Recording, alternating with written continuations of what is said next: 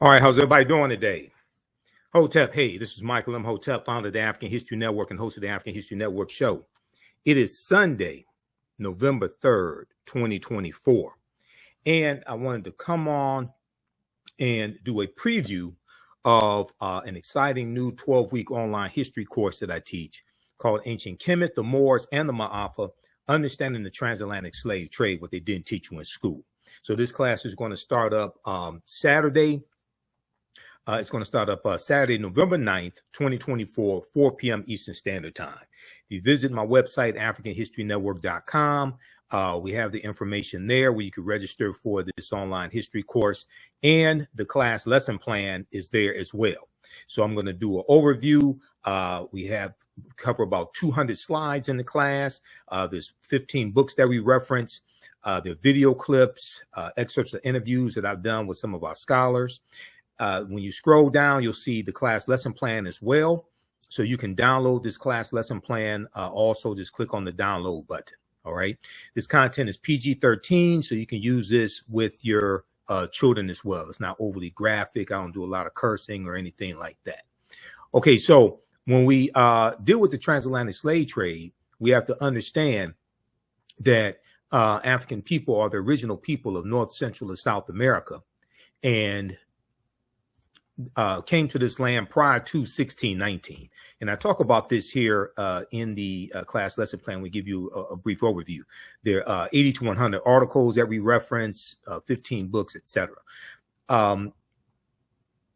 We have to understand that African people have been in the land we call the United States of America going back at least 51,700 years ago.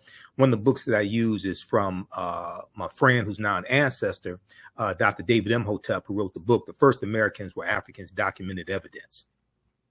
So if we look at this, I'm going to go to the slideshow here, go to the slides. And I've been teaching this class on and off since 2017.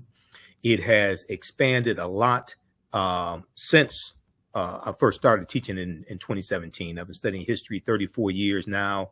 And many of you all have seen me on either Roland Martin Unfiltered or seen my show, the African History Network show. All right, so we can't start studying our history in slavery. Even when we study the transatlantic slave trade, we have to we can't start in 1619 or in the 1440s when the Portuguese get involved. We have to understand the history chronologically and deal with the 800-year occupation of Europe by the Africans known as the Moors, who entered the Iberian Peninsula, today known as Spain and Portugal, in 711 AD. Okay, from North Africa, coming from Morocco in 711 AD. And they're going to take the teachings from the Nile Valley region of Africa into Europe, and this is what's going to bring Europe out of the Dark Ages. Okay, so we also have to understand that African people are the original people of North, Central, and South America and have been in the land we call the United States of America at least 51,700 years ago. So we see an attack on the teaching of African American history. We saw that in Florida. We've seen it in other states like Oklahoma and Georgia that have passed laws that suppress the teaching of African American history, the history of slavery, the history of civil rights. And they say things like they don't want to make children feel guilty about what their ancestors have done, or teach subjects that make children feel sad and things of this nature.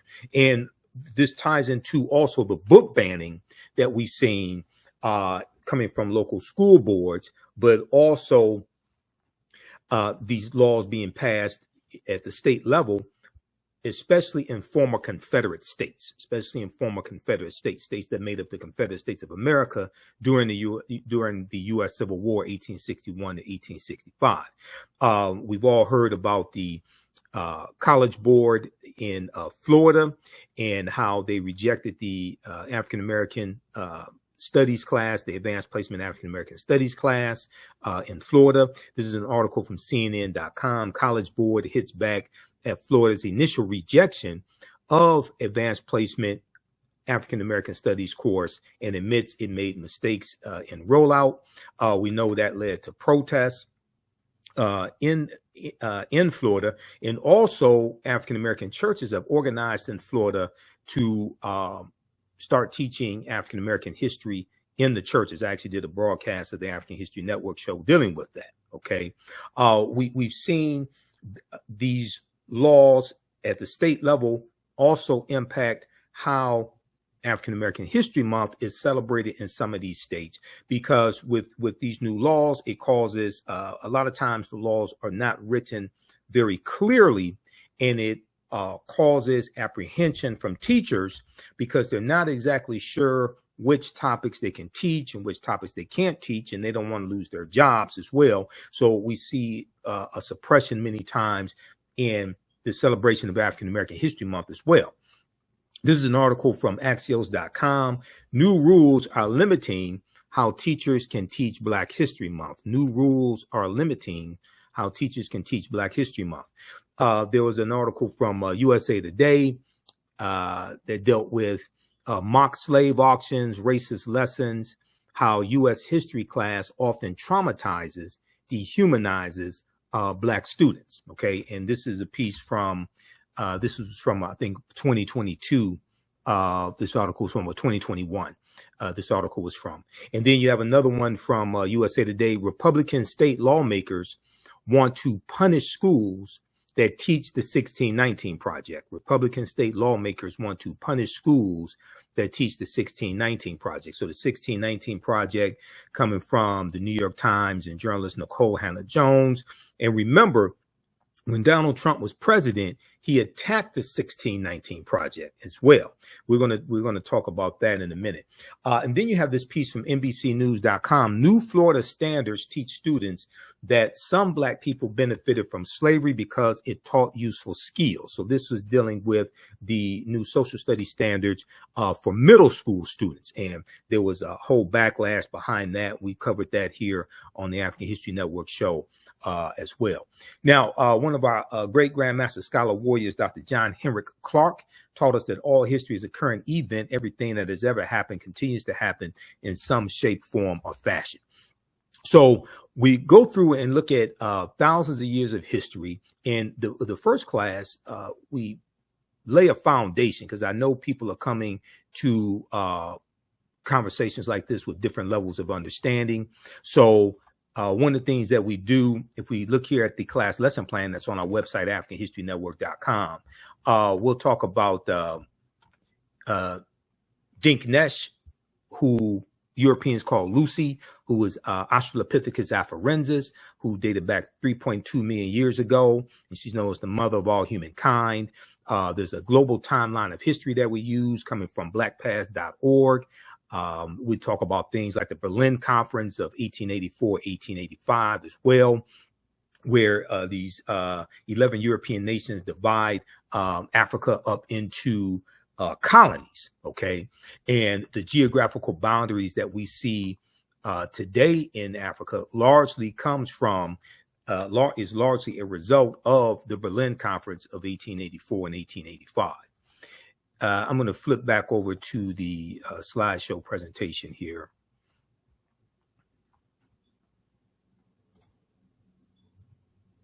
All right, so when we look at Dinknesh, and her remains were found, it was about 40% of the remains, her remains that were found, and she got the name Lucy from the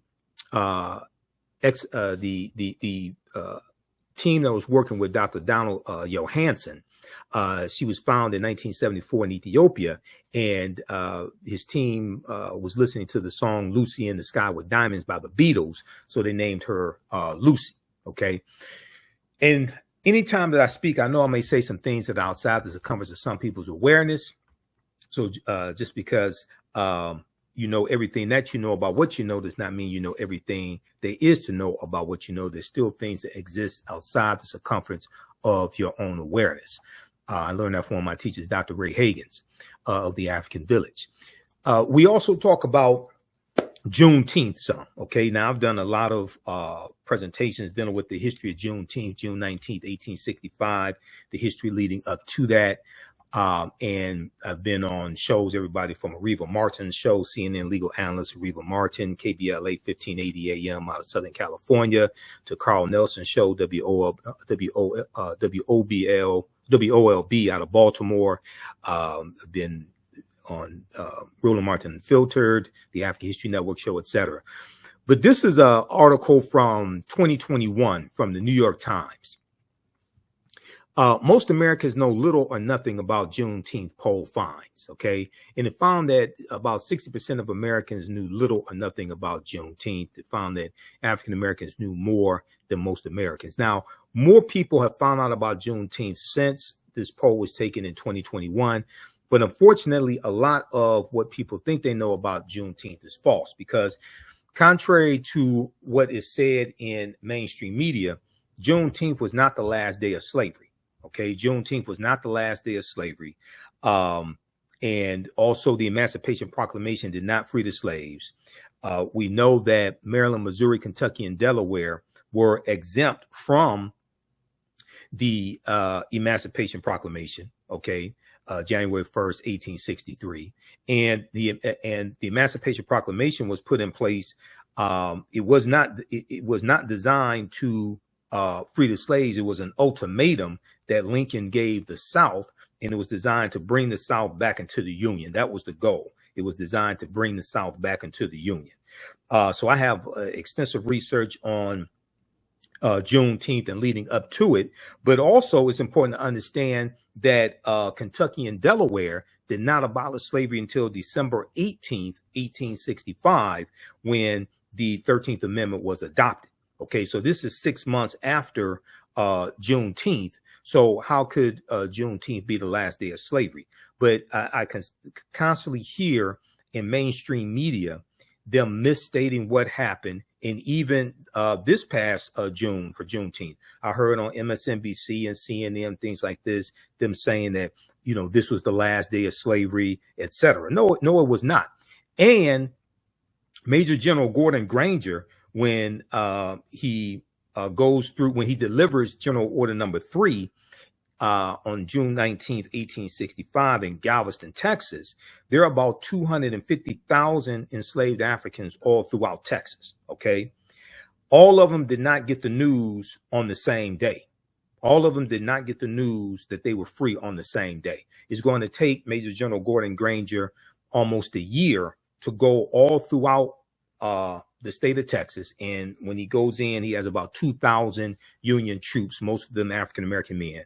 They have to physically bring Texas back under the control of the Union, because Texas was part of the Confederacy.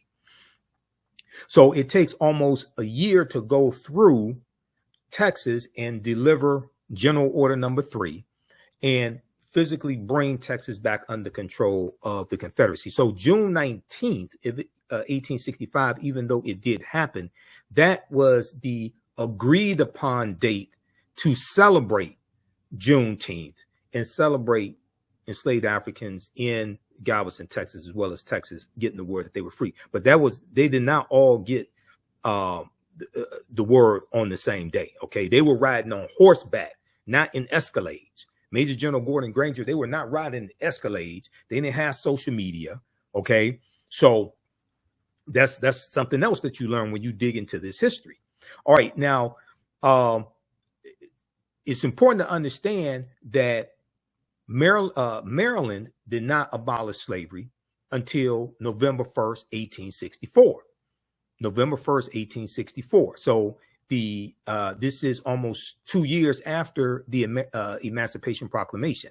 There's a really good article that I use in the second class that I teach, Black Resistance Movements, 1492 to 1968, from Christopher Columbus to the Haitian Revolution to the Black Power movement. It's called The Not Quite Free State of Maryland. The Not Quite Free State of Maryland. And this is from this piece is from the Washington Post. And it talks about how Maryland dragged its feet when it came to ending slavery. Okay. If we flip over to this here, I just pulled this article up. I want to show this to you. How's everybody doing? Give us a thumbs up, give us a heart, give us a like on this broadcast.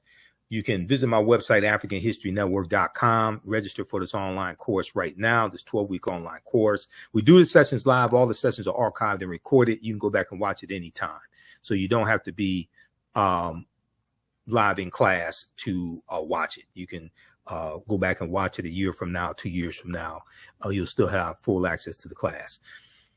And the content is PG-13, so you can use this with your children. It's not overly graphic. I don't do a lot of cursing, anything like that. The not quite free state. Maryland dragged its feet on emancipation during Civil War. So this is from September 13th, 2013 by Miranda Spivak. And very quickly here, it talks about how the Emancipation Proclamation, which freed the slaves in the state that had seceded, went into effect January 1st, 1863. Now, the states that had seceded is talking about the Confederacy, but the Union had no authority to dictate to the Confederacy anything because those 11 states separated from the Union, starting with South Carolina, December 20th, 1860. And they're going to set up their own government. They're going to form the Confederate States of America in early 1861. Right around February 1861, they form the Confederate States of America. They set up their own constitution, their own monetary system. So the Union has no authority to dictate to them to do anything. The Emancipation Proclamation was a military strategy stating that if those territories in rebellion against the Union did not come back into the Union by January 1st, 1863, that their slaves would be set free. Okay. And the preliminary Emancipation Proclamation was issued September 22nd, 1862. So as the article says, but Maryland didn't act until 1864. But Maryland did not act until 1864 when it held a referendum. And even then, the outcome wasn't at all certain. Even then, the outcome wasn't at all certain. And let me try to zoom in some for you on this. Okay. So it goes on to say the vote. So they had in Maryland, they put it on the ballot, okay, to determine whether or not they were going to end slavery. The vote tipped in favor of abolition only after the absentee ballots of soldiers fighting for the North were counted. The final tally was 30,174 in favor of freeing the slaves to 29,799 against it. Okay, so it barely passed. Okay, it barely passed. So on November 1st, 1864, Maryland's slaves were declared free only a few months before Congress would approve the 13th Amendment abolishing slavery. And we know the 13th Amendment is going to be adopted December 18th, 1865. Okay. Many blacks in Maryland had taken matters into their own hands by that time, either escaping to the district or enlisting in the Union Army, where they served as free men. Okay. And it's going to be early in December 1865 when the 13th Amendment is going to be ratified, when Georgia ratifies the 13th Amendment. When Georgia passes the 13th Amendment in their state legislature, then you need 3/4 of the state legislatures to ratify an amendment. That's the process of passing a amendment to the U.S. Constitution. Okay, it requires, and let me pull this up here from history.com as well. Here's a piece on this. The 13th Amendment ratified December 6, 1865, when Georgia ratified the 13th Amendment.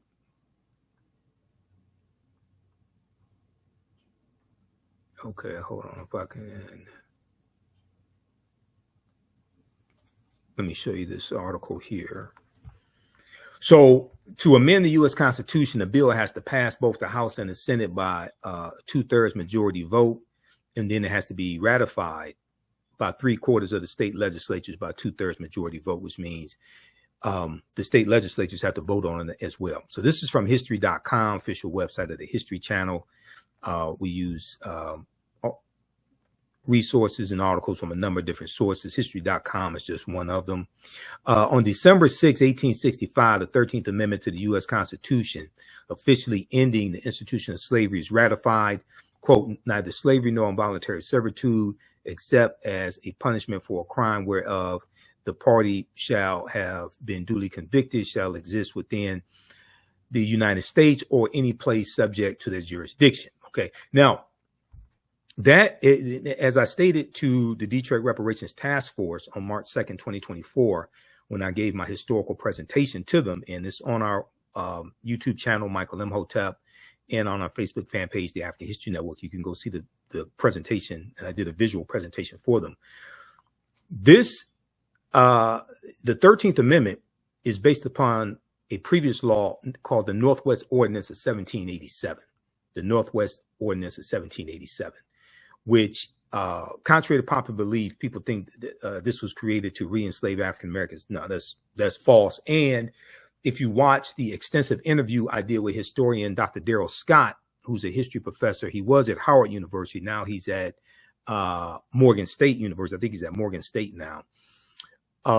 We deal with the history of that clause dating back to the Northwest Ordinance of 1787. Okay, it's and the Northwest Ordinance is one of the main reasons why Michigan, Wisconsin, Illinois, Indiana, Ohio don't have a deep history of slavery and didn't have a large number of slaves. Part of it dealt with the climate. Part of it dealt with their economy wasn't largely dependent upon slavery. Just like in Michigan, the economy was not largely dependent upon slavery, but also the Northwest Ordinance of 1787 largely abolished slavery in those areas. Okay, so, but you can watch the presentation that I did and I get deeper into it. Within these words, the single greatest change wrought by the Civil War was officially noted in the Constitution. Now, the ratification, so they talk about the ratification process and give you some background information on the preliminary Emancipation Proclamation. And here they talk about the Northwest Ordinance as well.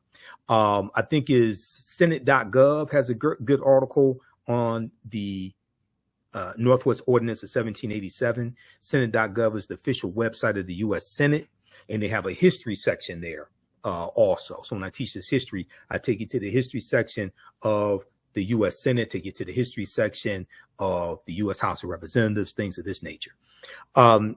Lincoln believed that a constitutional amendment was necessary to ensure the end of slavery. In 1864, Congress debated several proposals. Some insisted on including provisions to prevent discrimination against blacks by the Senate Judiciary Committee, provided the eventual language.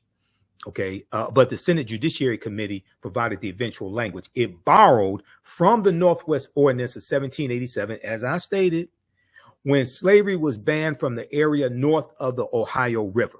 Okay, the Senate passed the amendment in April 1864. So all this was one of the problems, because in the interview that I did with Dr. Darrell Scott, we dealt with the misinformation in Dr. Ava DuVernay's, not Dr. Ava DuVernay, in Ava DuVernay's documentary 13th. And I saw the documentary when it came out, and I did a presentation here in the Detroit area at Nandy's Knowledge Cafe dealing with the origins of the war on drugs, you know, going back to 1875 and Chinese men working on the railroads, being the anti-opium laws in San Francisco dating back to 1875. But I talked about the origins of Richard Nixon's war on drugs, because Richard Nixon declared his war on drugs, President Richard Nixon, June 17th, 1971.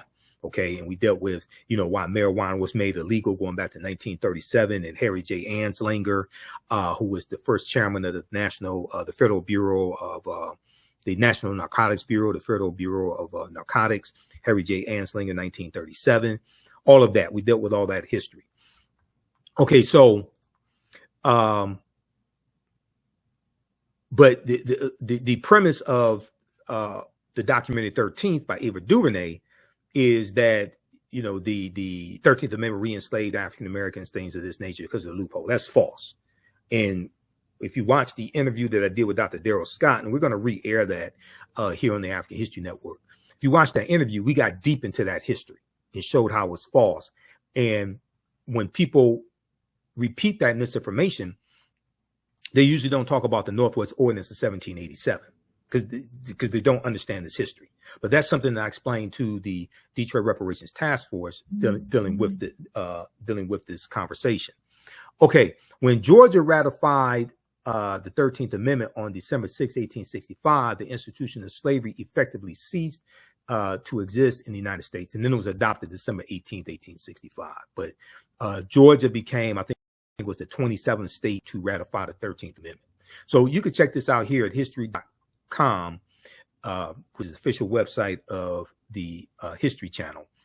13th Amendment ratified December 6, 1865. So you have some people who say, well, it's all right to celebrate June 19th, commemorate June 19th, but we also have to celebrate December 6th, 1865. I agree. I agree with that. And when we have these celebrations around Juneteenth, and I deal with this, I speak at different Juneteenth celebrations. When we have these celebrations around Juneteenth, it's all right to come together and have fun, but we have to deal with history, economics, law, and politics. History, economics, law, and politics. And we have to correct the history of Juneteenth and protect the history of Juneteenth. This is extremely important. We have to correct the history of Juneteenth and protect the history of Juneteenth. Juneteenth gives us an opportunity to force into a national conversation a history that Republicans especially are passing laws in state legislatures to suppress the teaching of that history in schools. Okay, so Juneteenth gives us an opportunity to do that and correct the misinformation in the media and educate people on this history. And the way you treat a people is largely based upon what you think about a people. What you think about a people is largely based upon what you've been taught about a people. What you've been taught about a people is largely based upon everything you've read, heard, and seen about a people. So this is why Dr. Carter G. Woodson, who co-founded the Association for the Study of Negro Life and History in 1915, and who created Negro History Week in 1926, which became Black History Month. This is why he said the history of African Americans had to be taught in every school across the country, not just in schools that we attended, but he understood that everybody had to learn our history. And if you have seen the interview that I did in early 2024 with my friend Professor Manu Ampem, dealing with ancient African civilizations, one of the topics we got into was dealing with the history of Dr. Carter G. Woodson and his research on Africa, but also the creation of the ASALH, Association of the Study of African American Life and History. Okay, all right, now let's continue. Give us a thumbs up, give us a heart, give us a like on this broadcast. And visit our website, AfricanHistoryNetwork.com. If you'd like this type of information, visit our website, AfricanHistoryNetwork.com, because you can register for this 12-week online history course that starts up Saturday, November 9th, 2024. Classes on sale, $80. You can use this with your children. You can download our lesson plan. We have an extensive lesson plan here for each class session. We cover thousands of years of history and what leads up to the transatlantic slave trade taking place.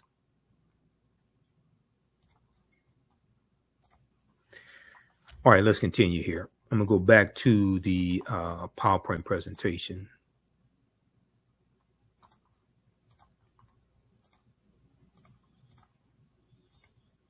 Okay, so a lot of people ask, how you pronounce your last name? Last name is Imhotep, I-M-H-O-T-E-P. Now, who was Imhotep? Imhotep was one of the greatest people that ever lived in human history. He was a high priest, a physician, an architect. He was a designer of the step pyramid at Saqqara for Nasubiti Zoger, or Pharaoh Zoger, in the Third Dynasty. He was known as the world's first multi-genius. Okay.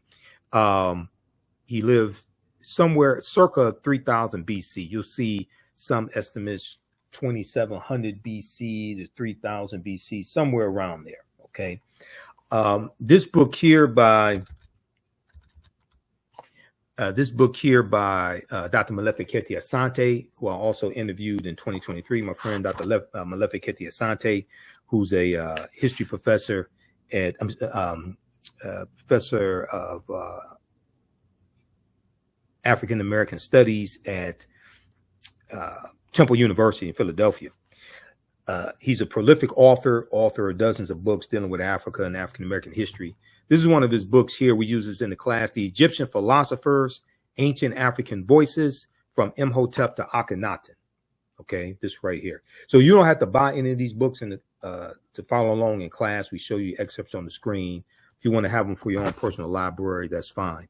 The Egyptian Philosophers, Ancient African Voices, from Imhotep to Akhenaten.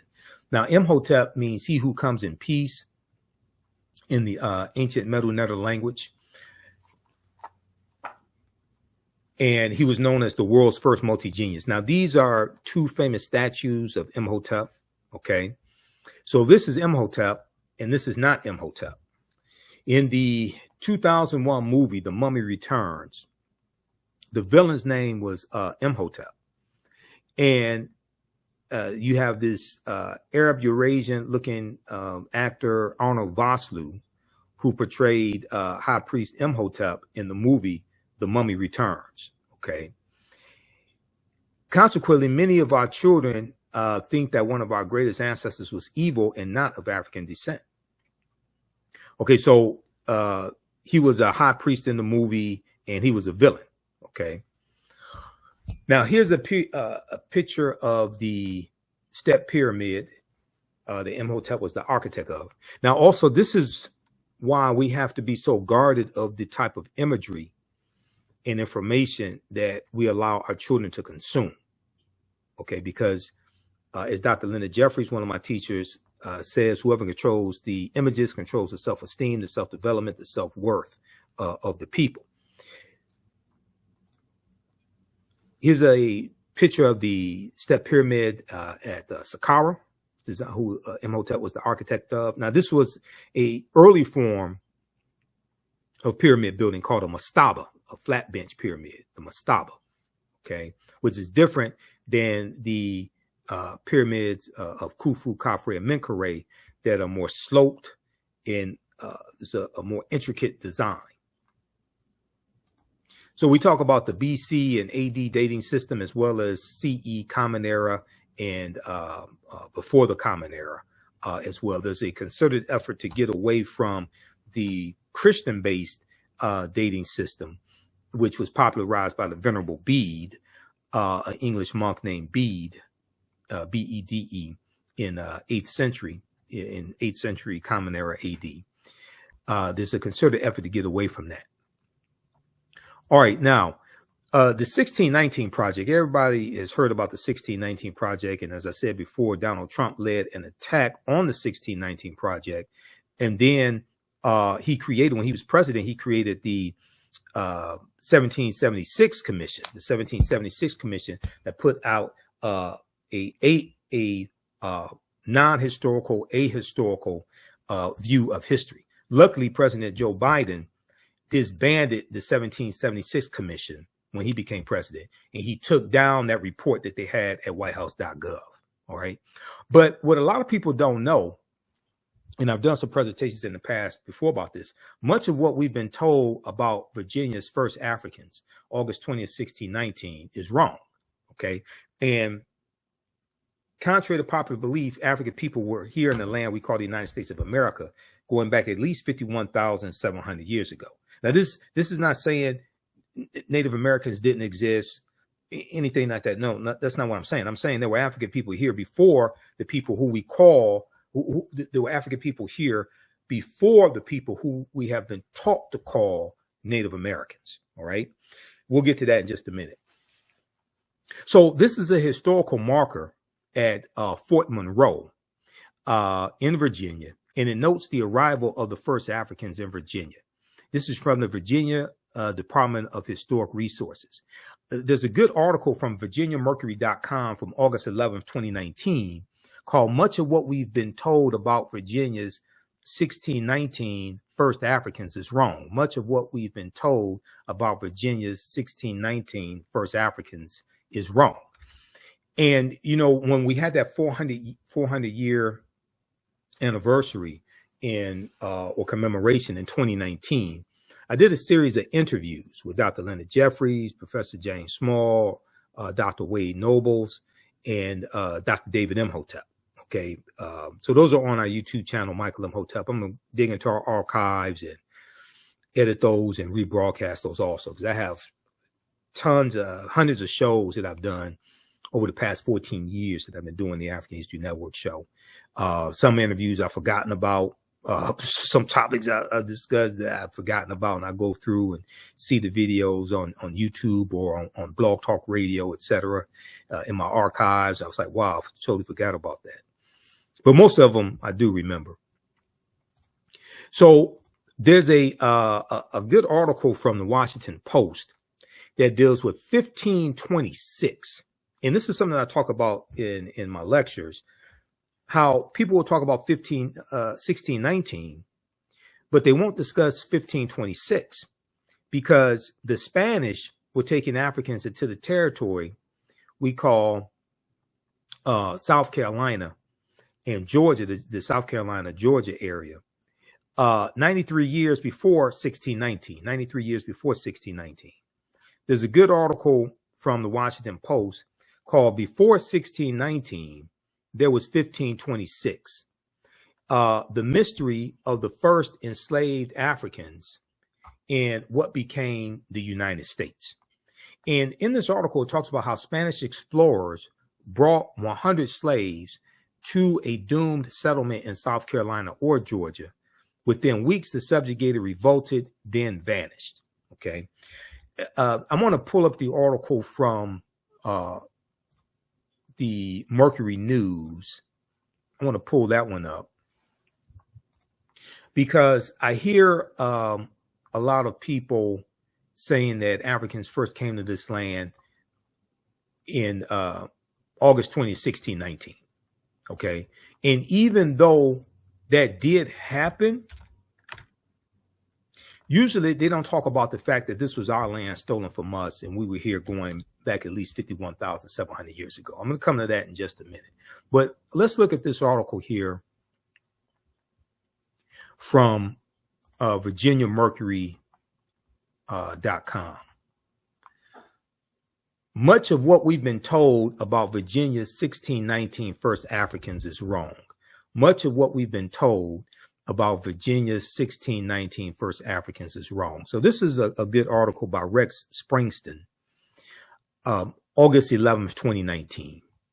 And I'm just going to share an excerpt of it. Okay.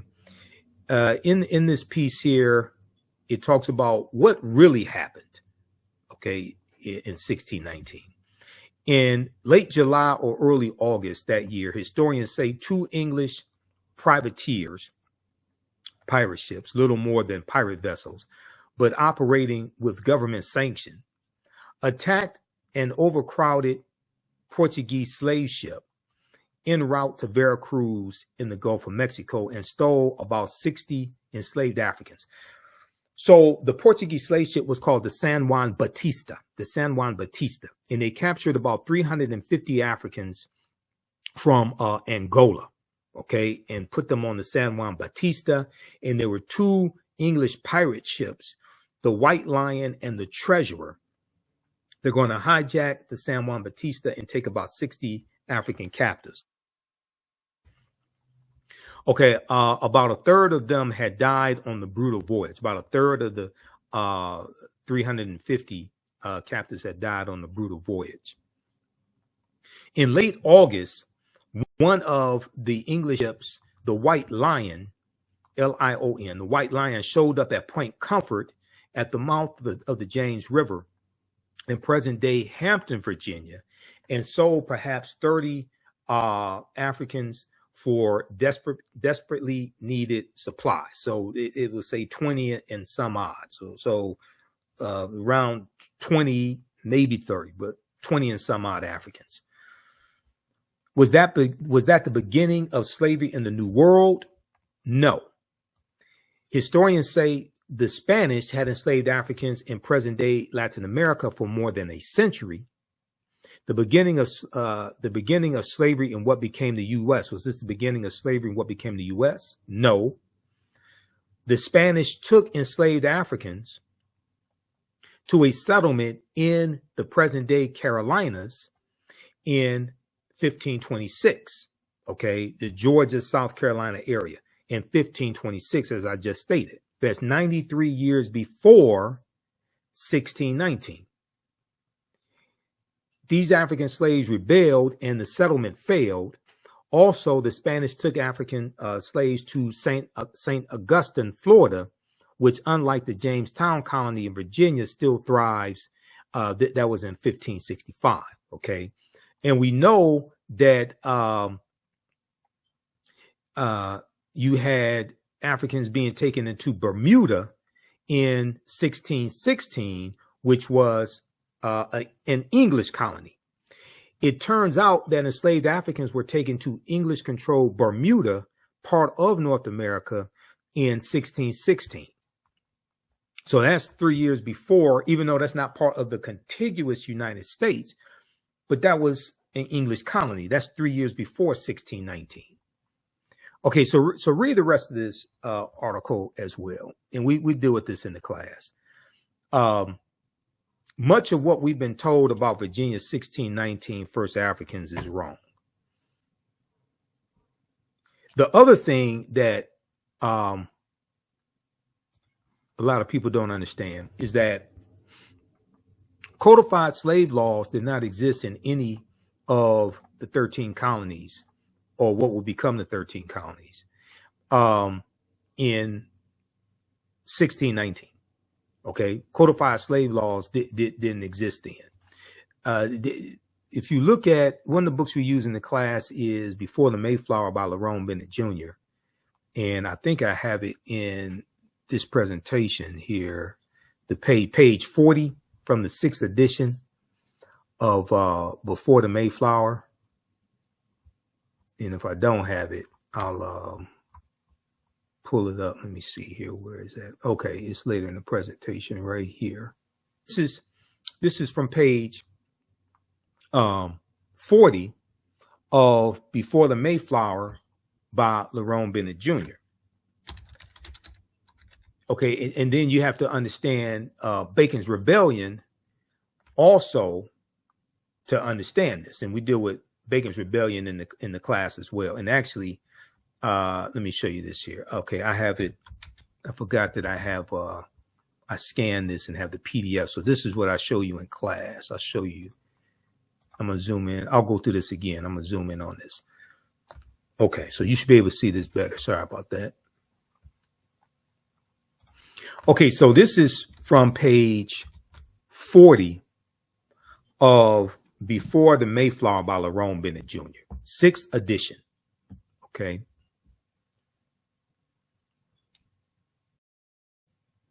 And what he's explaining in chapter 2 is how slavery evolves in the colonies. And the way that we think all of this evolved and happened is different than the way it actually happened. He talks about working together in the same field, sharing the same huts, in the same situation, and the same grievances. The first Black and white Americans, aristocrats, accepted. The first Black and white Americans, aristocrats, accepted, developed strong bonds of sympathy and mutuality. They ran away together, played together, and revolted together. They revolted together. That's Bacon's Rebellion, for instance, in 1676 in the colony of Virginia. They mated and married, siring a sizable mixed population. In the process, the black and white servants, the majority of the colonial population, created a racial wonderland that seemed somehow un-American in its lack of obsession about race and color. There was, to be sure, prejudice then, but it was largely English class prejudice, which was distributed without regard to race, creed, or color. There were also, without regard to race, creed, or color. There were also, needless to say, prejudiced individuals in the colony, but this is a fundamental difference between prejudice and racism. Their personal quirks and obsessions were not focused and directed by the organized will of a community. So racism is a system of advantage and privilege distributed based upon race, coming out of the ideology of European white supremacy. Racism occurs when one race of people control the majority of the wealth, power, resources, benefits, privileges, land, access to education, access to opportunity, jobs, etc. And they use that to marginalize, subordinate, and do harm to another race of people by encoding that into the laws, into the legal systems, etc. This is racism. Racism is a system of advantage and privilege distributed based upon race. That's different than prejudice. That's different than somebody having a predisposition to people based upon race, creed, or color, or not liking people, or bigotry, not liking people because of their race or ethnicity or something like that. Racism is a power structure. Racism is encoded into the laws and policies. Okay, so let's go back to this page 40 of Before the Mayflower. Their personal quirks and obsessions were not focused and directed by the organized will of a community. The basic division at that juncture was between servants and free people. The basic division at that juncture was between servants and free people, and there were whites and blacks on both sides of the line of servants and free people. Of all the improbable aspects of this situation, the oddest to many blacks and whites is that white people did not seem to know that they were white. It appears from surviving evidence that the first white colonists had no conception of themselves as white people. The legal documents identified whites as Englishmen and or Christians. Englishmen and or Christians. The word white, with this burden of arrogance and biological pride, developed late in the century, late in the 17th century, late in the 1600s, as a direct result of slavery and the organized debasement of blacks. So this is going to be after Bacon's Rebellion of 1676. The same point can be made from the other side of the line. For a long time in colonial America, there was no legal name to focus white anxiety. The first blacks were called blackamoors, Moors, Negers, and Negars, N-E-G-E-R-S, Negers, and Negars, N-E-G-A-R-S, okay? Blackamoors and Moors, M-O-O-R-S. The word negro, a Spanish and Portuguese term for black, did not come into general use in Virginia until the latter part of the century, latter part of the 17th century, the 1600s, okay? All right, so read this. This is from page 40, Before the Mayflower, 6th edition by Lerone Bennett Jr. Okay, so what he's talking about, then you have the Virginia Slave Codes of 1705, right? Virginia Slave Codes of 1705, in Section 4 of the Virginia Slave Codes, makes a distinction between Moors and Negroes. The Virginia Slave Codes of 1705. When we look quickly here at Bacon's Rebellion, there's a good article from the History Channel on this. And it deals with, and I've talked about this in my classes as well, it deals with them burning down the town of Jamestown, Virginia. So if you look at this article here, why America's first colonial rebels burned Jamestown to the ground. How many people know this history? Why America's first colonial rebels burned Jamestown, Virginia to the ground. Bacon's Rebellion was triggered when a grab for Native American lands was denied. This is from October 10th, 2023. It was updated, originally August 2nd, 2019, by Aaron Blakemore for history.com. Excellent article. Okay. And here's a depiction of them burning Jamestown, Virginia to the ground right here. Okay, so very briefly here.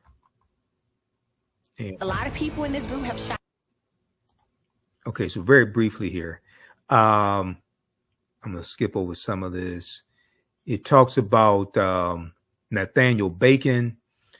So long story short, what was happening is you had the tobacco plantations in the colony of Virginia, and the white indentured servants and the African and the enslaved Africans, they were both being exploited by the same people.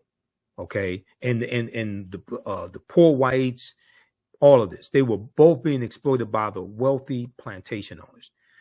At the time, wealthy settlers had built profitable tobacco plantations and used their crops to pay high colonial taxes.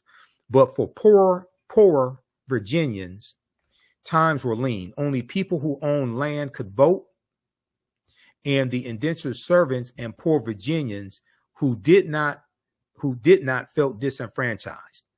Poor farmers had been hit hard by falling tobacco prices, and many on the borders of the colony's frontier wanted to expand westward. There they faced threats from Native Americans intent on protecting their ancestral lands. When the colonists called on their governor for military support, he refused. Okay, let me fast forward to this. Okay. Okay, so they talk about Nathaniel Bacon, and let's go here.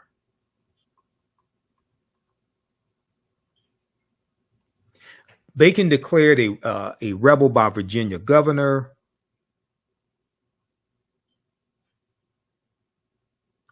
In response, Governor Berkeley declared Nathaniel Bacon a rebel and scheduled elections for a new assembly to solve the problem for good. But Bacon was immediately elected to that legislative body, and when he headed to Jamestown, Virginia, to begin his tenure there, he was met with a chilly welcome. Okay, so Bacon gathered his troops. A few weeks later, he marched toward Jamestown, Virginia, with 500 supporters, the rebels, and another demand to lead the colony into war against Native Americans. As Nathaniel Bacon's men stood off with Governor Berkeley's men, the governor opened his shirt and showed Bacon his bare chest. Quote, "Here, shoot me," yelled Governor Berkeley, daring Nathaniel Bacon to shoot. Instead, let me see, what the hell, where did that go? Okay, instead, Nathaniel Bacon retreated, traveling throughout Virginia, recruiting other disgruntled rebels. Let's see here. Okay. In response, Nathaniel Bacon and his men rushed into Jamestown, rushed into Jamestown, Virginia, burning and pillaging as they went.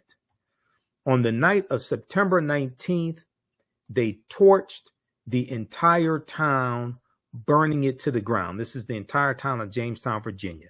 On the night of September 19th, they torched the entire town, burning it to the ground. As the embattled governor fled, Nathaniel Bacon's supporters terrorized what remained of the town and the governor's supporters. Okay.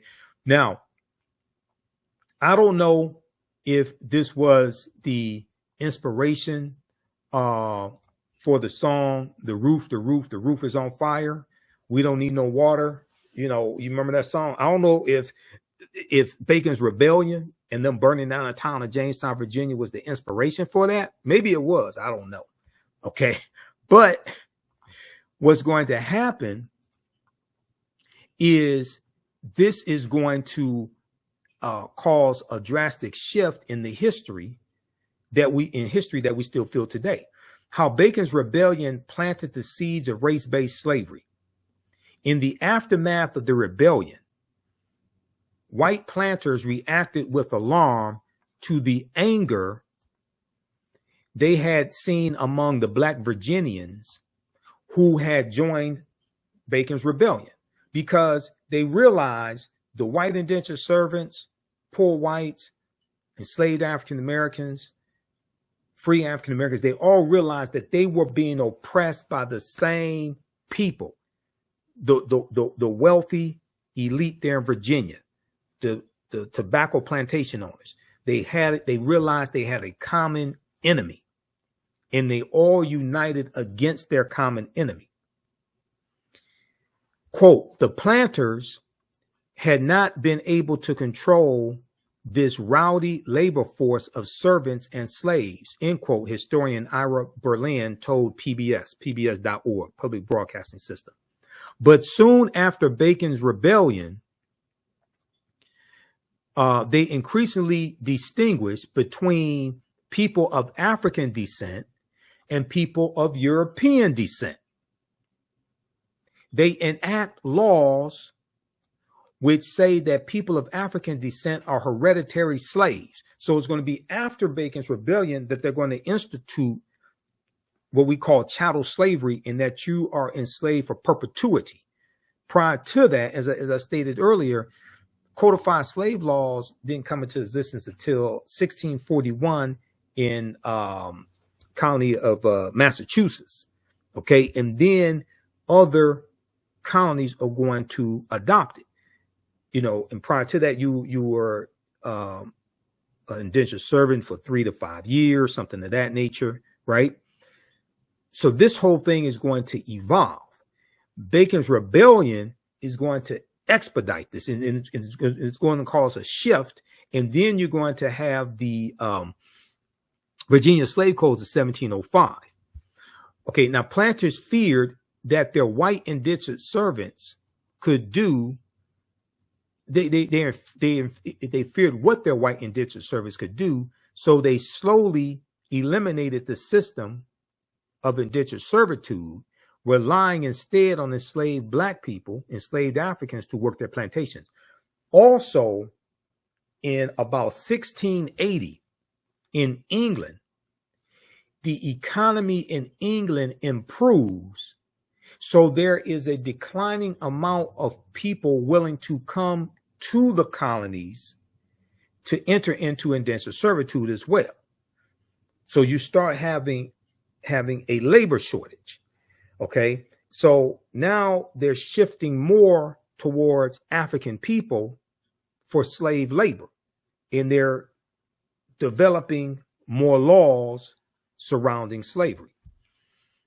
Planters feared what their white indentured servants could do, so they slowly eliminated the system of indentured servitude, relying instead on enslaved African people to work their plantations. Backlash from Bacon's rebellion is credited with helping kick off the racial distinctions that defined the colonies and the United States that followed. And we're still dealing with the consequences of the backlash to Bacon's rebellion to this day. Okay, read the rest of this article here. Okay, why America's first colonial rebels burned Jamestown to the ground. Okay, this was Bacon's Rebellion. The article could be subtitled "The roof is on fire," you know, but I guess they didn't want to. I guess they didn't like that title. I told them that's what you should call it, but I guess they didn't like that. So it is what it is. Okay. All right. How's everybody doing? Give us a thumbs up, give us a heart, give us a like on this broadcast. You can register for this 12-week online history course that I teach at our web. You can register at our website, AfricanHistoryNetwork.com.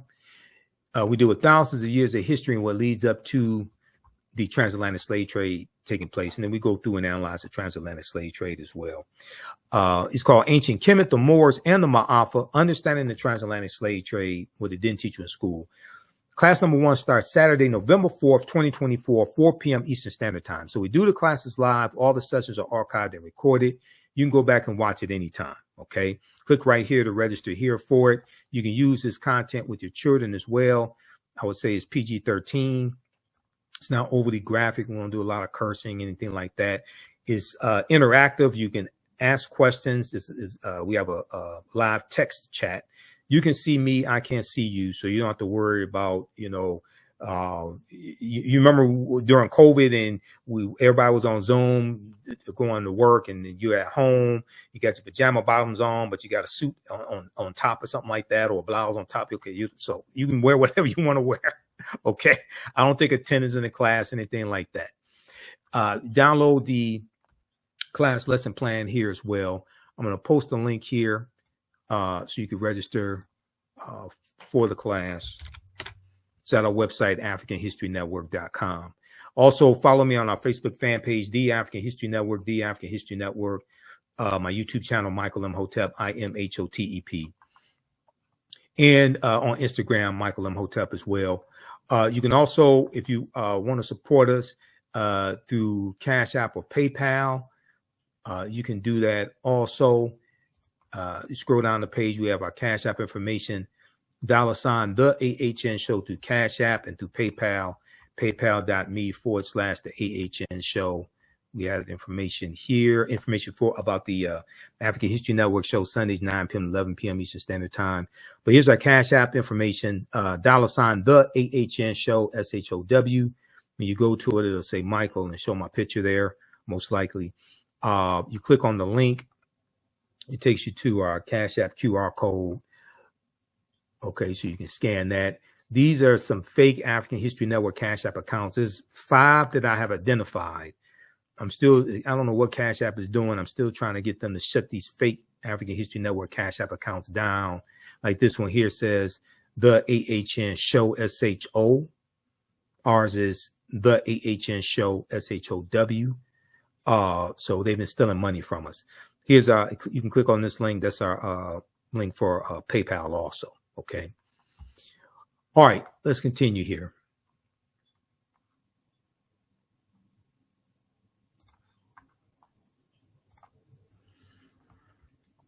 Let me go back to the PowerPoint presentation. So I want to go to this clip here of Dr. David Imhotep. And I showed this in class. This is from, I think this is about 2011. Dr. David Imhotep was on he was interviewed by WKRP in Cincinnati. Okay. So we deal with, a lot of you have seen the interviews I've done over the past few years with Dr. David Imhotep, who wrote the book, The First Americans Where Africans Documented Evidence, and his follow-up book, The First Americans Where Africans Revised and Expanded. We know he became an ancestor in late 2023. But his book deals with 713 footnotes. It's backed up by 7 peer-reviewed articles. And on page 14 of his book, he talks about how evidence of an African presence 51,700 years ago in a campsite in Allendale County, South Carolina, was discovered by Dr. Albert Goodyear, who's an archaeologist at the University of South Carolina. They found 13 different types of evidence that thoroughly document an African presence in the land we call the United States of America, going back at least 51,700 years ago. So they found artifacts, architecture, campsites, carvings, Egyptian writings, footprints in lava, genetic M174D haploid groups dealing with DNA and genetics, linguistics, paintings, skulls, skeletons, structures, and tools. They found 13 different types of evidence thoroughly documented an African presence. This right here is a picture of Dr. Albert Goodyear. This is an article that came out 20 years ago, November 18th, 2004, from ScienceDaily.com, ScienceDaily.com. The name of this article is New Evidence Puts Man in North America 50,000 years ago, okay? And an excerpt of the article from ScienceDaily.com, and this is a scientific website. They have all types of archaeological discoveries, scientific discoveries, things of this nature. An excerpt from the article says, radiocarbon tests of carbonized plant remains, where artifacts were unearthed last May along the Savannah River in Allendale County by University of South Carolina archaeologist Dr. Albert Goodyear, indicate that the sediments containing these artifacts are at least 50,000 years old, okay? Indicate that the sediments containing these artifacts are at least 50,000 years old, meaning that humans inhabited North America long before the last ice age. So these humans were the short-statured Africans known as the Khoisan. Okay, the short-statured Africans known as the Khoisan that come from Southern Africa.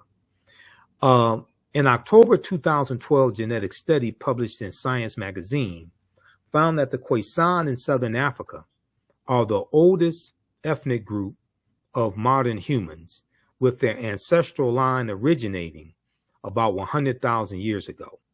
The Khoisan, formerly called by the derogatory term Bushmen, are genetically unique, and no other currently known population had separated so early from our common modern human ancestor, according to the report.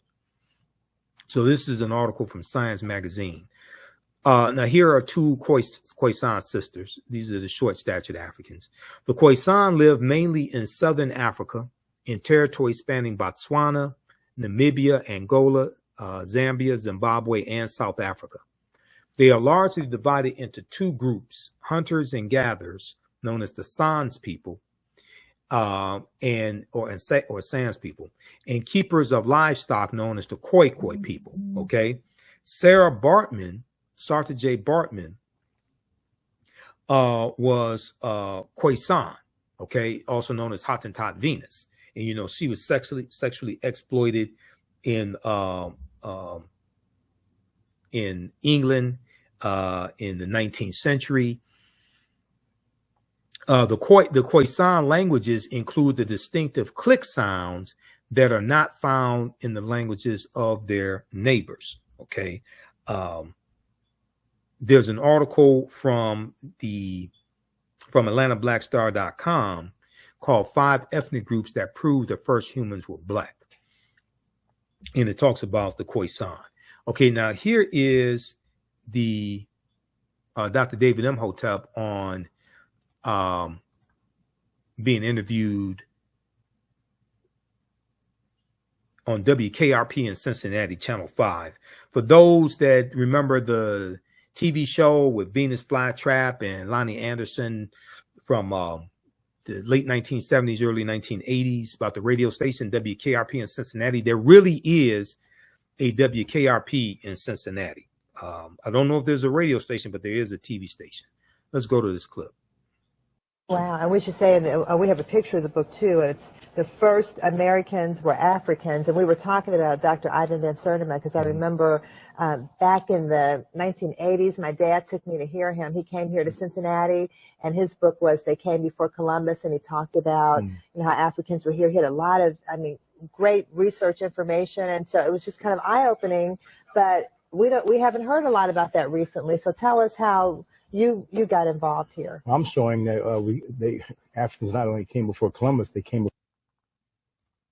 Wow, and we should say, and we have a picture of the book too, and it's the first Americans were Africans, and we were talking about Dr. Ivan Van Sertima because I remember back in the 1980s, my dad took me to hear him. He came here to Cincinnati, and his book was They Came Before Columbus, and he talked about how Africans were here. He had a lot of, great research information, and so it was just kind of eye-opening, but we haven't heard a lot about that recently. So tell us how you got involved here. I'm showing that Africans not only came before Columbus, they came before the Indians. So you're going even farther back. I'm going farther back, at least 56,000 years old. Okay, now we've got a graphic up here about 130,000 years ago. Yeah, well, they sailed over here. And when I lecture, people say, well, wait a minute, humans weren't sailing, let alone they weren't boating 130,000 years ago. And I beg to differ. Last year, New York Times quoted the BBC, and they wrote an article on how in Crete they have found a stone industry of stone tools dating back to at least 130,000 years. And Crete has been an island in the middle of the Mediterranean for 5 million years. So they had to sail, and it was a continuous civilization, which means they were going back and forth. They knew how to navigate. So if they got to Crete 130,000 years ago, it's easy 70,000 years later that they could make it to the Americas at 56,000 years ago. Right.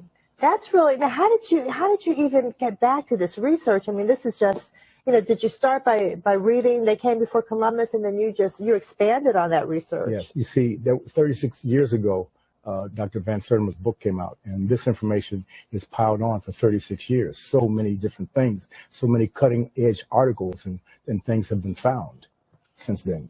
Yeah, and so what's the reaction you get when you talk about how Africans came here even before Native Americans? People are amazed. They're shocked. They're shocked. First come shocks, and then they're smiling, and some frown, of course. And then, and what about the school systems? Because, have we gotten this information to the educational system? Not yet. The book has only been out for a month and a half. And what kind of feedback are you getting though when you go around and talk about this? I mean, I'm assuming you're doing lectures around the country. Yeah, well, I always bring my peer-reviewed articals. Okay. Because my thesis, which is the same as my title, The First Americans Were Africans, is backed up by 7, soon to be 8 peer-reviewed journal articles, which is the height of academia. Wow. And so you've got credibility. I mean, people can see this research. What do you think? Do you think this is going to change history at all? Well, for hundreds of years in Europe, people thought that the world was flat, and it took a while for them to be able to say the world was round in order to go out there and navigate and see that it was indeed round. So it's going to take a little while for them to get around this, but it will happen. And so what part of Africa were the Africans from who came to Brazil? Well, the DNA, the Genome Project found that the earliest ones, the ones that they found in Tierra del Fuego, in the very tip of South America, in 1874, 1876, were the short Africans, the Khoisan, who spoke with clicks like that. The Gods Must Be Crazy did a movie on that. Yeah, I remember that, yeah. Yes. So they have about the Coca-Cola bottle that fell in, yeah. Yes, they have the oldest DNA and the oldest language on the planet, and they were all over. Oh, wow. All over all 3 Americas, as well as Asia. Well, have they done any DNA tests in Brazil to see that? Yes, they have. The Genome Project went all around the world. There are 100,000 people participated. Wow. Taking DNA swabs. And so first we know that it's possible to get over here by canoe. And second of all, the DNA from that group of Africans is in Brazil. The most important thing, not to forget to ask me, well, I will tell you that, where do the Native Americans come from? Well, we've always been taught that they came across the Bering Straits from Asia. This is true, but they did not come until 3000 BC. There is no evidence of them coming before 3000 BC.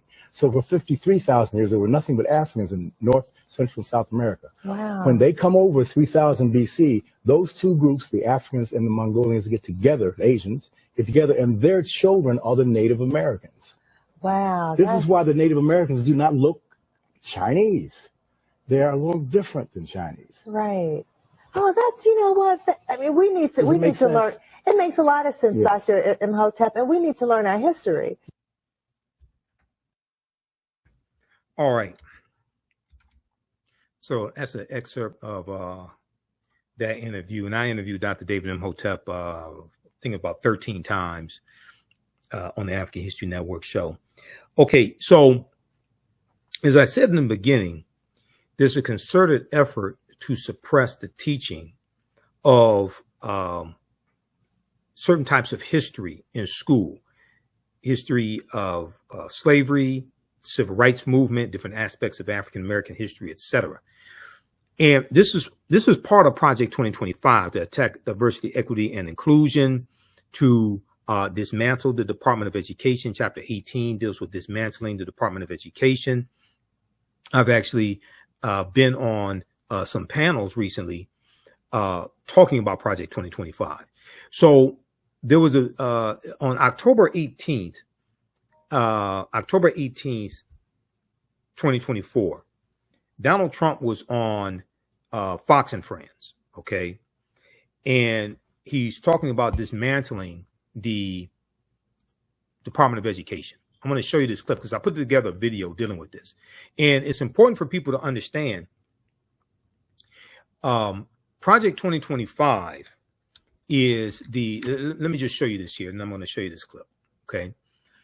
It's from the Heritage Foundation, okay? I was talking about Project 2025 in 2023 because I found out about it in September, at least by September 2023 on Ali Velshi's show on MSNBC, okay? And then I went back and looked, and I saw some clips going back even to August of them talking about Project 2025. I saw those as well. But I definitely remember September 2023. And he was talking about the Heritage Foundation. I already knew about the Heritage Foundation and Paul Weyrich, who co-founded the Heritage Foundation in 1973. He founded the Heritage Foundation in 1973. But Project 2025 is called Mandate for Leadership, the Conservative Promise. Mandate for Leadership, the Conservative Promise. It was released in April 2023 by the Heritage Foundation. Okay.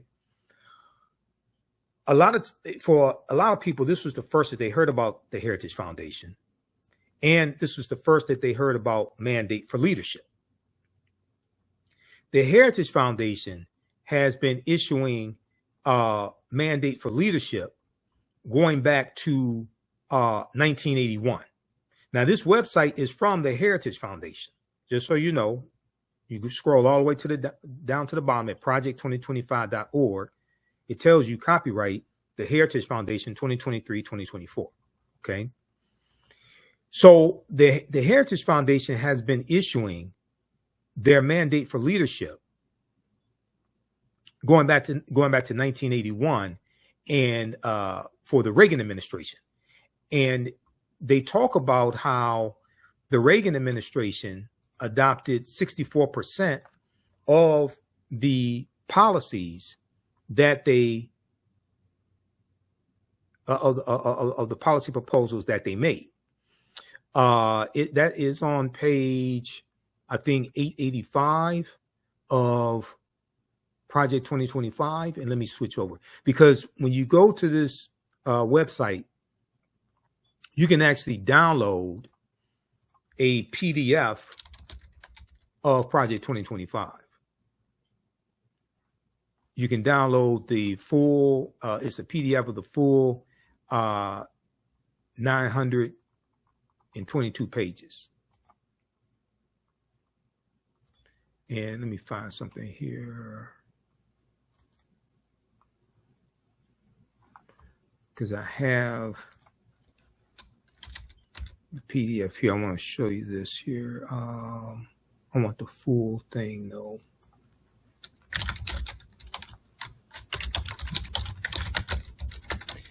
What happened was the Reagan administration adopted 60% of the policies from Project 2025, from Mandate for Leadership in Reagan's first term. And let's see here.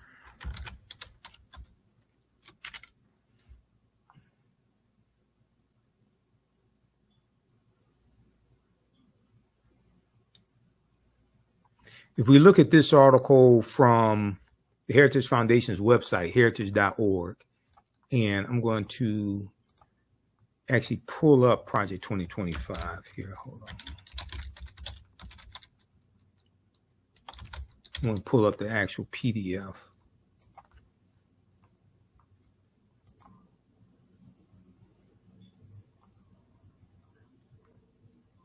All right. Let's look at this article here, because Project 2025 is also a backlash to the racial reckoning that took place in America after the killing of George Floyd. And you have the attack on critical race theory, attack on diversity, equity, and inclusion, things like this. All of this is connected. If we look at this here, this is from the Heritage Foundation's website, heritage.org. Reagan and Heritage, a unique partnership. This is from June 7th, 2004. June 7th, 2004. In here, it talks about the partnership in 1980. The partnership began in 1980. Ronald Reagan and the Heritage Foundation. It's hard to tell the story of one without much of the others. Heritage was President Reagan's favorite think tank, and Reagan was the embodiment of the ideas and principles Heritage holds dear. The partnership began in 1980 when Heritage provided the president-elect's transition team with detailed policy prescriptions on everything from taxes and regulation to trade and national defense. The published version of these recommendations, the 1,100-page Mandate for Leadership, was described by United Press International back then as, quote, a blueprint for grabbing the government by its frayed New Deal lapels and shaking out 48 years of liberal policy, end quote.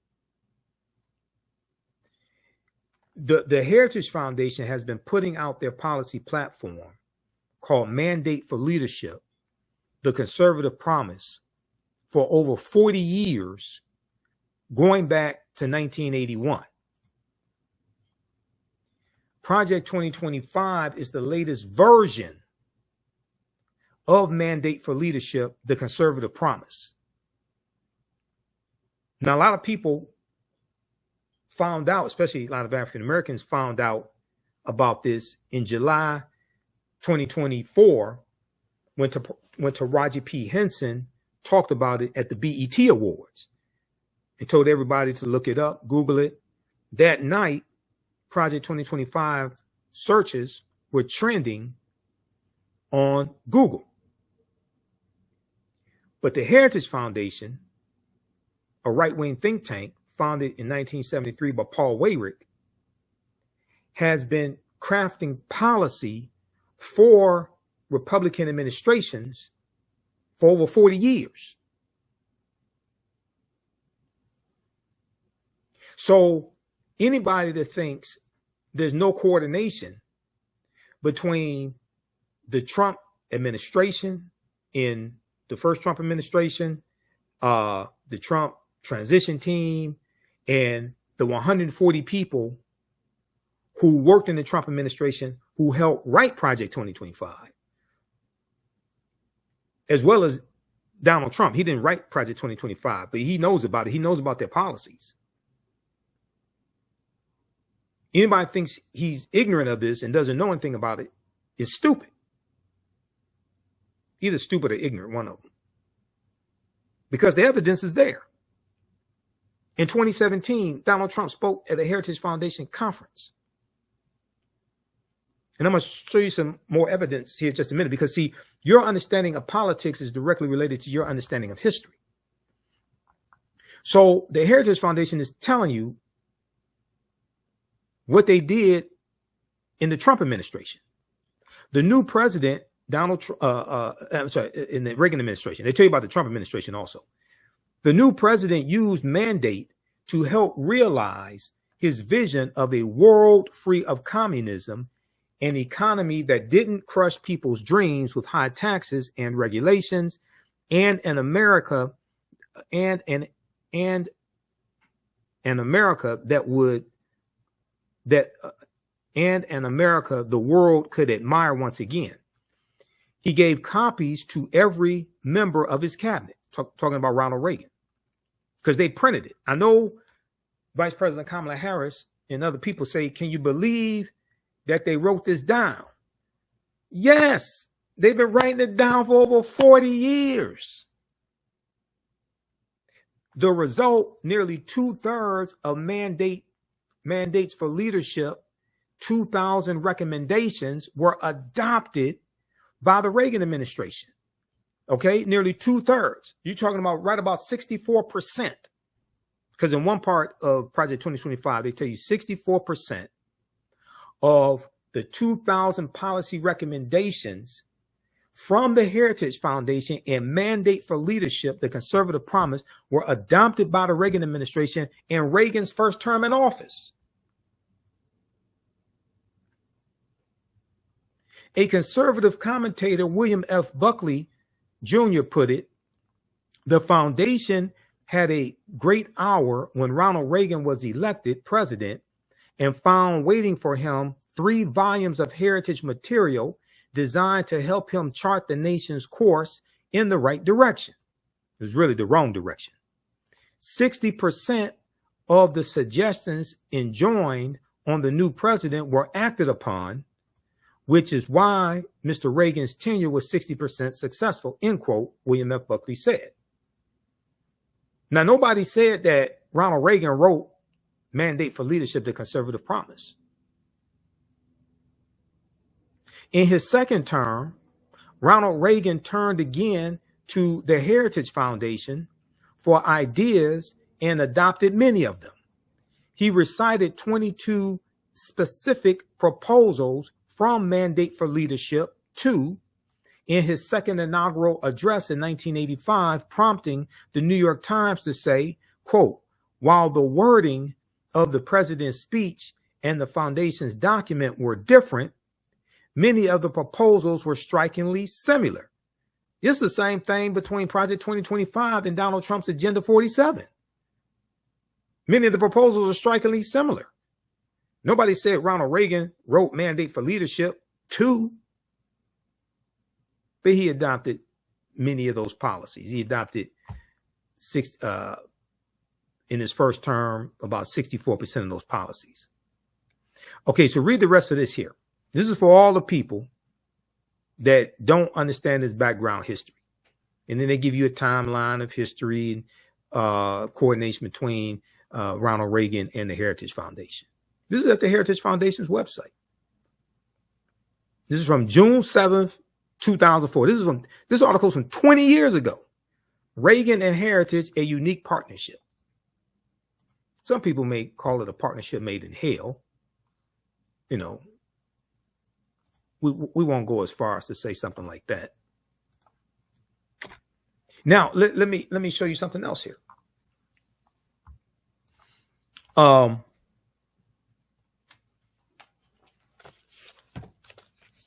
I want to show you this piece here.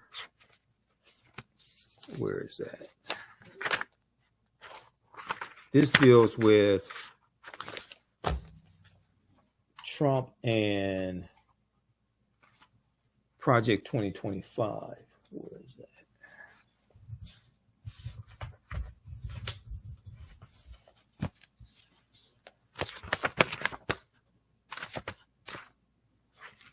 Hold on. I thought I had that.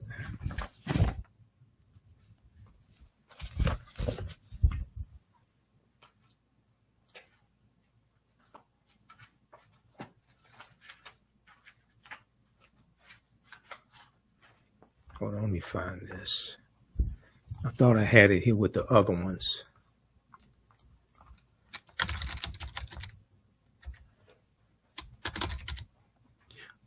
This one deals with how in 2018, it talks about Trump adopting policies from the Heritage Foundation. Hold on.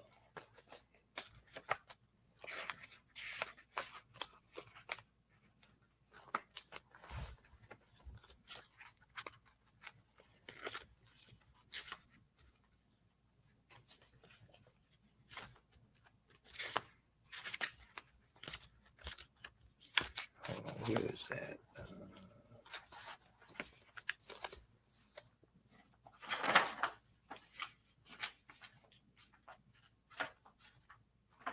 Thought I had it here with my Heritage Foundation articles.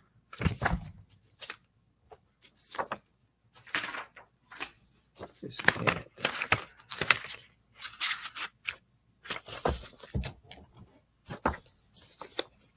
So I want to show this to you.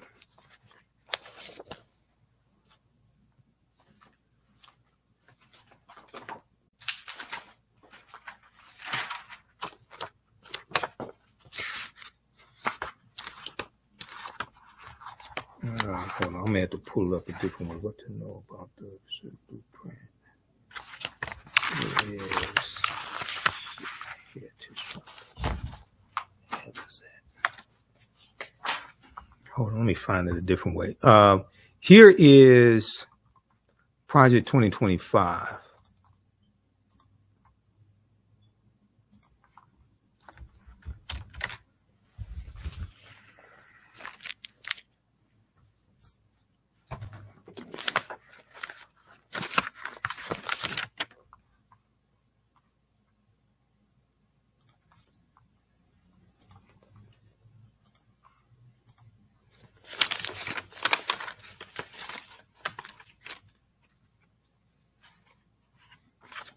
So this is the actual, you can download the PDF from the Heritage Foundation.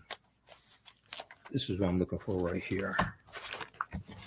And you see it's called Mandate for Leadership, the Conservative Promise, just like the other versions that they've been doing for over 40 years are called Mandate for Leadership, the Conservative Promise.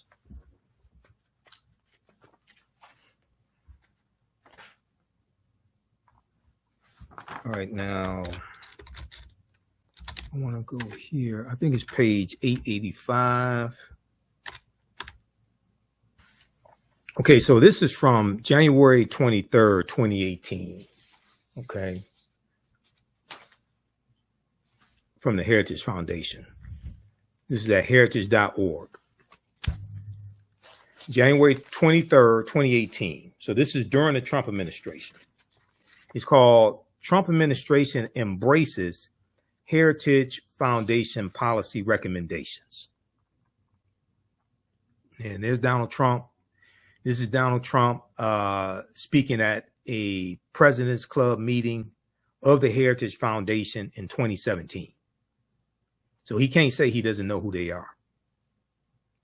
In this article here from the Heritage Foundation's own website, it tells you 1 year after taking office, President Donald Trump and his administration have embraced nearly 2/3 of the policy recommendations from the Heritage Foundation's Mandate for Leadership.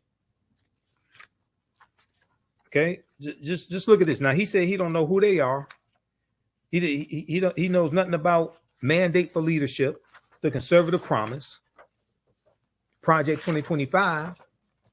Is he pleading ignorance of Mandate for Leadership in 2017 and 2018? Because Project 2025 is not something new. It's a continuation of what the Heritage Foundation has been doing for 40 years, and a continuation of their policy agenda that they publish each election cycle, called Mandate for Leadership, the Conservative Promise. Okay, people act like this is just something like brand new that fell out the sky. No, you don't understand the history behind this. The Mandate for Leadership series includes 5 individual publications totaling approximately 334 unique policy recommendations. Now, this is in 2018, during the Trump administration.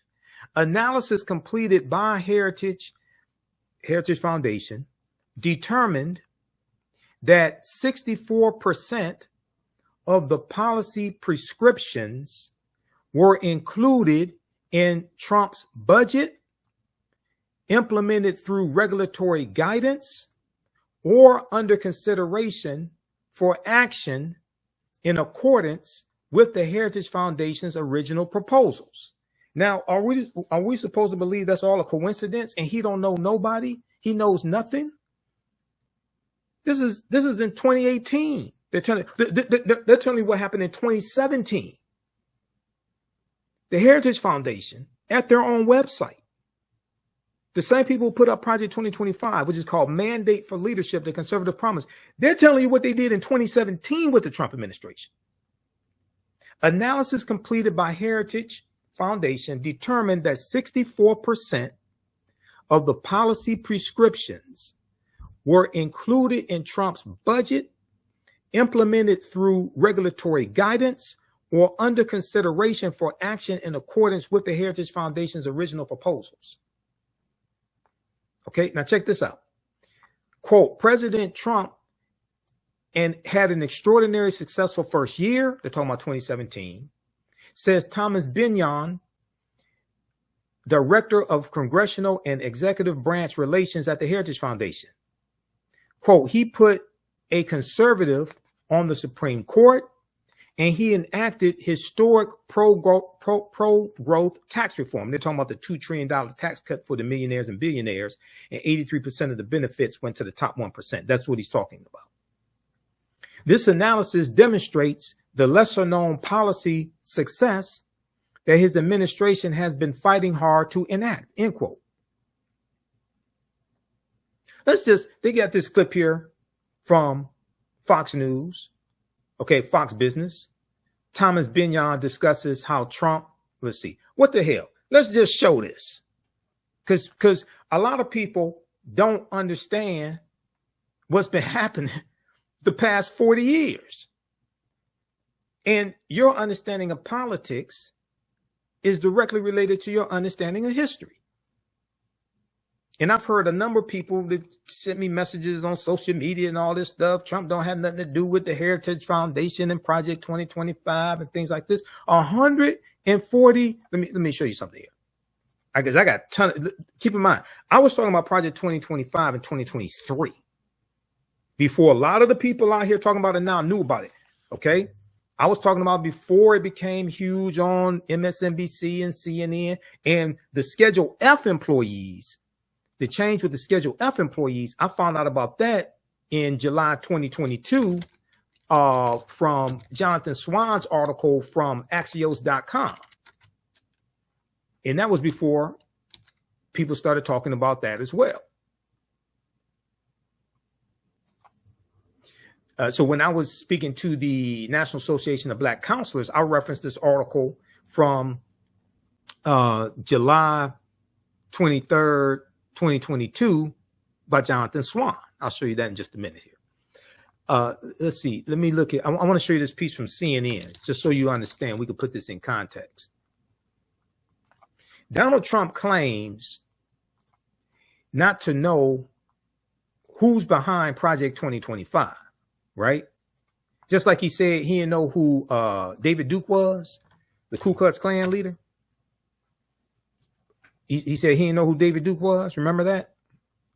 And then video came out of him years before talking about David Duke.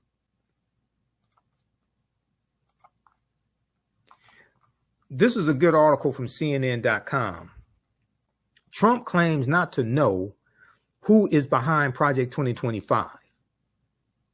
A CNN review found at least 140 people who worked for him are involved.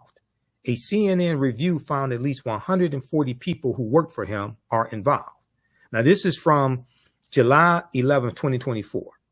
So all these people around him know about Project 2025, but he's ignorant. He knows absolutely nothing. Don't know who the Heritage Foundation is. I don't have anything to do with them. I have nothing to do with Project 2025. People that worked in your administration, at least 140, from Dr. Ben Carson to Tom Homan, who headed up the Homeland Security, to Russell Vought, who headed up the Office of Management and Budget, to Ken Cuccinelli. You got all these people that work for you are involved in writing this, but you don't know nothing. 6 of his former cabinet secretaries helped write or collaborated on the 900-page playbook for a second Trump term published by the Heritage Foundation. 4 individuals Trump nominated as ambassadors were also involved, along with several enforcers of his controversial immigration crackdown. And about 20 pages are credited to his first deputy chief of staff. In fact, at least 140 people who worked with the Trump administration had a hand in Project 2025, a CNN review found, including more than half of the people listed as authors, editors, and contributors to Mandate for Leadership, the project's extensive manifesto for overhauling the executive branch. Dozens more who staff Trump's government hold positions with conservative groups advising Project 2025, including his former chief of staff, Mark Meadows, and longtime advisor, Stephen Miller. These groups also include several lawyers deeply involved in Trump's attempts to remain in power, such as his impeachment attorney, Jay Sekulow, and 2 of the legal architects of his failed bid to overturn the 2020 presidential election, Cleta Mitchell and John Eastman. Now, all these people are involved, but he don't know nothing. To quantify the scope of the involvement from Trump's orbit, CNN reviewed online biographies, LinkedIn profiles, and news clippings for more than 1,000 people listed on published directories for the 110 organizations on Project 2025's advisory board, as well as the 200 plus names credited with working on Mandate for Leadership. Overall, CNN found nearly 240 people with ties to Project 2025 and to Donald Trump, covering nearly every aspect of his time in politics and the White House, from day-to-day foot soldiers in Washington to the highest levels of his government. The number is likely higher because many individuals' online resumes were not available. Read the rest of this here.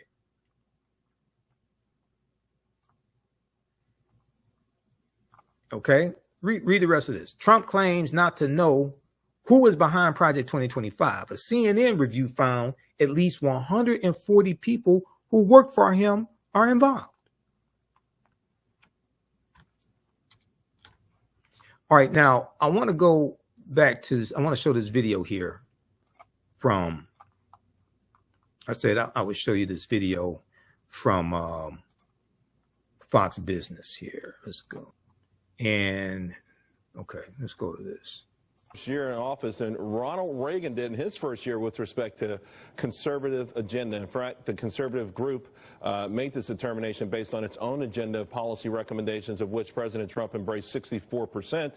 President Reagan embraced only 49%. So has President Trump become the new gold standard of conservatism? With me now to discuss Madison Jesse Otto, Washington Times columnist, also National Coalition for Trump advisor, and Tommy Binion, Heritage Foundation, Congressional and Executive Branch Relations Director. Tommy, so Heritage Foundation has the Mandate for Leadership, 5 individual publications, 334 unique policy recommendations, and President Trump took up 64% of them in his budget. Does that make him the new gold standard of conservatism? Absolutely. President Trump is a conservative president. And also, this analysis shows that he's a very active president. He's adopted many of these recommendations and pushed them forward and accomplished many of them. It's things like the Paris Climate Change Agreement. It's things like repealing Barack Obama's net neutrality regulations. Those types of things, these are sort of under-the-radar accomplishments, under-the-radar policies that he's pursued. And yes, they're conservative, and yes, they're good for the country, and this analysis gives him credit for that. You know, Madison, and a lot of the things that we have on the list there really angered the left progressives in the mainstream media, getting out of the Paris Climate Accord, repealing net neutrality. President Trump took a lot of heat of those. Yeah, you know, Charles, what an incredible year for conservatives, and I imagine that we're going to have 3 to 7 more incredible years under President Trump. You know, a lot of people looking back were on the fence, conservatives specifically, concerned about some of the things that he said, but you cannot judge him by what he said, but by what he does. He's always been someone that planned to back up his words with actions. That's exactly what he did. We look at the Supreme Court. That's why a lot of people end up coming over the fence, jumping to the side and voting for him. And when he's talking about making an impact long term, let's look at the federal district courts and let's look at the federal appellate courts. I mean, this is places where he's going to have an effect long after his presidency is over in the world of conservatism. Madison, do you think then that ultimately people should say, hey, forget about the rhetoric and the occasional tweet that may be distasteful, if you will, and look at the achievements and the direction we're going? That ultimately is what matters? Oh, absolutely, because guess what? These words and silly tweets that people agree or disagree on and bicker about aren't going to affect people's lives, but these policies and these decisions that he's making in the Oval Office are going to affect our lives not only now, like I said, but for decades to come. And so I think that's what people need to keep in mind, and I think that's what they will keep in mind when we go to the midterms in 2018 and we look at back, you know, to 2016. They were on the fence hoping this would happen, and it did happen. So I think they're going to do that in 2018 and 2020 as well. Tommy, I know it's a badge of honor, but some people may say approximately 70 former Heritage employees either work for the Trump transition team or are now part of the administration. Is that too much influence by one particular organization? No, I don't think so. That's absolutely a strategy of the Heritage Foundation to better the country. The individuals, the researchers, the smart people here at the Heritage Foundation have a passion for this country. They're patriots, and they went to work in the administration to make the country a better place. I don't think that's a knock against Heritage or too much influence at all. And yes, it's those 70 individuals and the president and the rest of his administration that enacted and adopted these policies.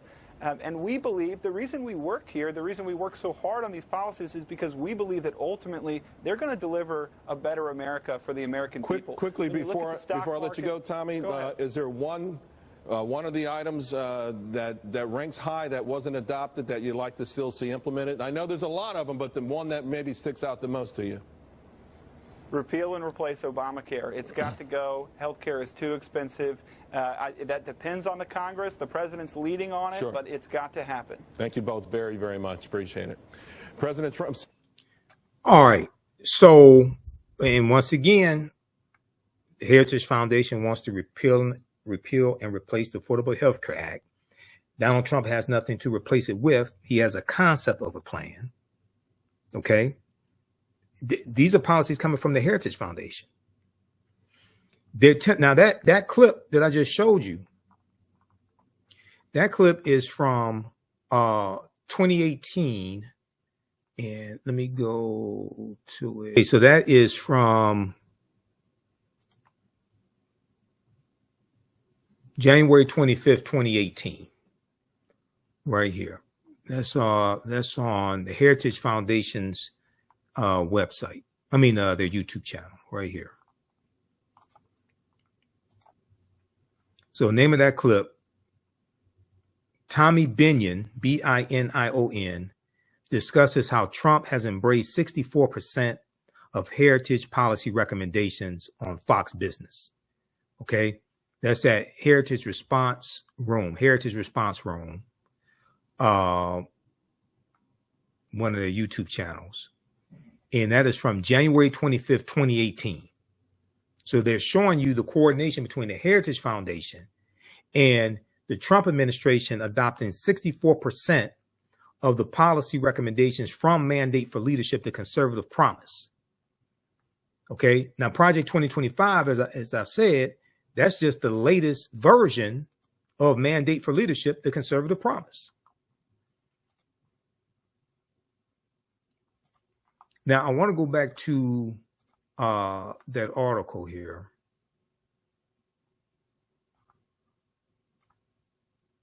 This one right here from January 23rd, 2018, from the Heritage Foundation's website. Trump administration embraces Heritage Foundation policy recommendations. January 23rd, 2018, right? And they're talking about what happened during the first year of the Trump administration. Now, if you scroll down past the video, it says, Heritage Foundation research analysts began developing the policy recommendations in 2016 during the presidential campaign with the following principles in mind: free enterprise, limited government, individual freedom, traditional American values, and a strong national defense. I'm not sure what traditional American values they're talking about. I mean, this is a guy who had sex with a porn star, cheated on all his wives, committed business fraud, committed sexual assault.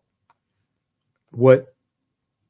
And then later, you know, he incited the coup January the 6th, and his supporters assaulted over 140 police officers.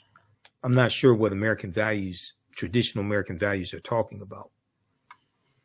But it goes on to say, with approximately 70 former Heritage Foundation employees working for the Trump transition team or as part of the Trump administration, the policy recommendations coming from Mandate for Leadership, the Conservative Promise, have served as guidelines for reducing the size and scope of the federal government through specific and detailed actions.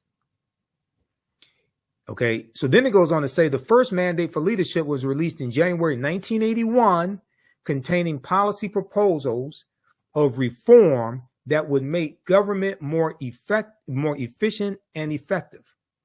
President Ronald Reagan distributed Heritage's book at his first cabinet meeting. Quote, as President Biden did in the 1980s, Tom Binion said, President Trump has embraced the comprehensive recommendations made in the Mandate for Leadership. These achievements have led to economic growth, a stronger national defense, and a restoration of the rule of law. So Project 2025 is called Mandate for Leadership, the Conservative Promise. Trump knows about Mandate for Leadership, the one during his presidency. He's ignorant of this one, and it's from the same people. And at least 140 people that work for him wrote it. Over the past several months, now keep in mind, this article is from January 2018. Over the past several months, Heritage Foundation's executive branch relations staff reviewed the 334 policy recommendations and met with senior administration officials in the several agencies. Heritage analysts briefed administration officials on the recommendations, provided additional insight and information, and advocated for reform. Okay, but he knows nothing. And it goes through and shows some things that the Heritage Foundation got enacted from Mandate for Leadership under the Trump administration. Now, as President Obama said on the campaign trail, the fond economy that people remember was actually the Obama-Biden economy, because they saved the economy, brought us out of the recession, created 11.3 million jobs. They handed over a healthy economy to Donald Trump, 75 consecutive straight months of private sector job growth under Obama-Biden. They handed over a 4.7% unemployment to Donald Trump, and the employment rate kept going down. But it wasn't something that Trump did. He didn't create that economy. That was Obama-Biden that did that, starting out with the American Recovery Act in 2009, which was an $831 billion bill that had stimulus checks in there. Obama didn't put his signature on the stimulus checks. It jump-started the economy and created 10 years of private sector job growth. And under President Obama, you had 75 consecutive months of private sector job growth. So research that. All this history is connected. Your understanding of politics is directly related to your understanding of history. Okay, let me go back to the PowerPoint presentation in the preview of this class. How you all like this type of information? We left off talking about Dr. David Imhotep, but then got into this discussion here because this deals with history as well. And you can visit our website, AfricanHistoryNetwork.com, AfricanHistoryNetwork.com. and you can register for this 12-week online history course that I teach. Class number 1 starts up Saturday, November 9th, 2024, Ancient Kemet, the Moors, and the Ma'afa, Understanding the Transatlantic Slave Trade, what they didn't teach you in school, okay? We deal with thousands of years of history what leads up to the transatlantic slave trade taking place. We deal with some of the attack on the teaching of history in schools, especially African-American history. You can download the full lesson plan here. Click on download. Register right here for it as well. You can use this information with your children. I would say the content is PG-13. It's not overly graphic. We don't do a lot of cursing or anything like that.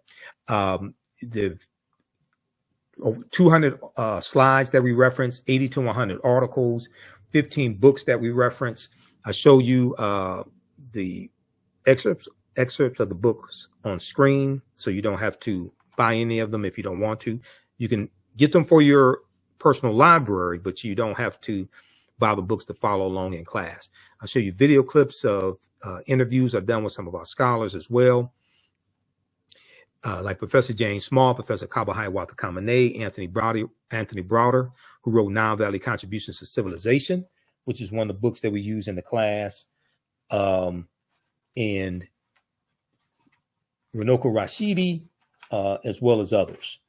And my copy of Nile Valley Contributions to Civilization is around here. I think it's on the bookshelf. Put on the bookshelf. Right here. Yeah, Nile Valley Contributions to Civilization by Tony Browder.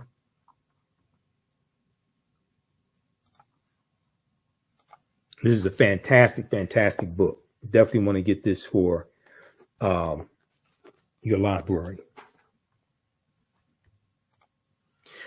Okay, so I talked about how Donald Trump said he would shut down the Department of Education. He said this on Fox and Friends. Okay, I want to go to this clip here to show you how elections have consequences. And Chapter 18 of Project 2025 deals with dismantling the Department of Education, which was created by President